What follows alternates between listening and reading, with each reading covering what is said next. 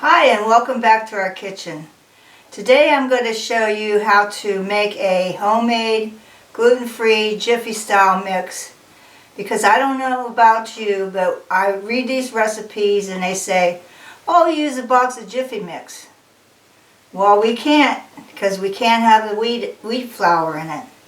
So what I've done is researched the internet for gluten-free mix.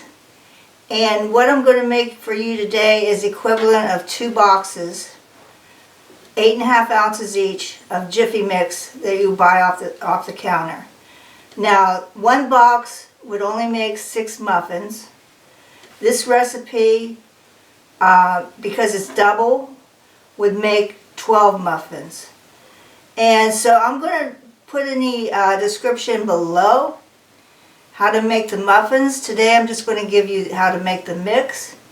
And if you haven't already, please subscribe to my channel and push the bell and push the like, and I would thank you very much. Okay, here we go. In this bowl I have 1 1/3 cup of all-purpose gluten-free flour, and I use the Bob's Red Meal 1-to-1 gluten-free all-purpose flour. And then I have 1.25 cups of yellow cornmeal. And here's the debate. In the South and in the Jiffy mix, they like sugar in it. Now, if you're in certain regions of the United States, they make their cornbread with no sugar. So if you're one of those people, leave out the sugar. In this case, I've used a sugar substitute. It's called monk fruit sugar 1-to-1 substitute, and I'm going to put 6 tablespoons of that in here. Next, I have 4.5 teaspoons of baking powder,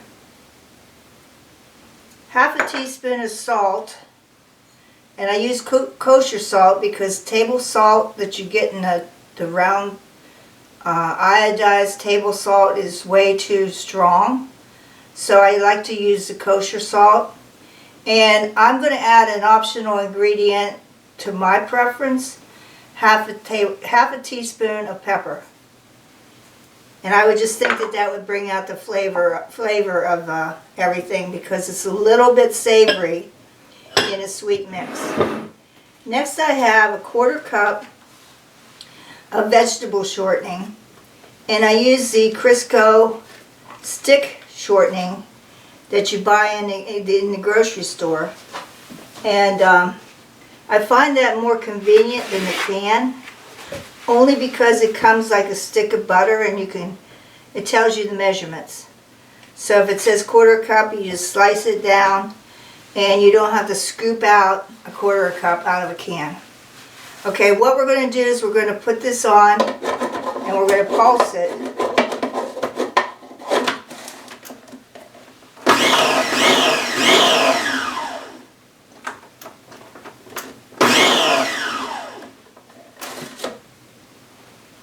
Until there's no chunks of shortening. Now, if you want to store this as a Jiffy Mix 8.5 ounce, measure it out, put it in a couple Ziplocs, and the reason I'm not making the muffins today is there's so many recipes out there, like chili that has cornbread mixed on the top. There's tamale pie. There's all kinds of recipes that you can just mix this up and use it as the recipe dictates. So I'm going to take this out, put it in 2 Ziploc bags that are measuring 8.5 ounces each. And then to store this, you would put it in your refrigerator, and it would last probably a couple weeks. And to store it longer, you would put it in the freezer. Just make sure the recipe,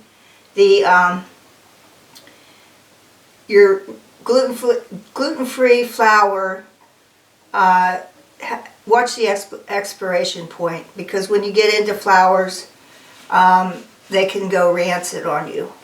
So I hope you enjoyed this recipe. Like I said, I'm going to put the recipe for the muffins at the bottom.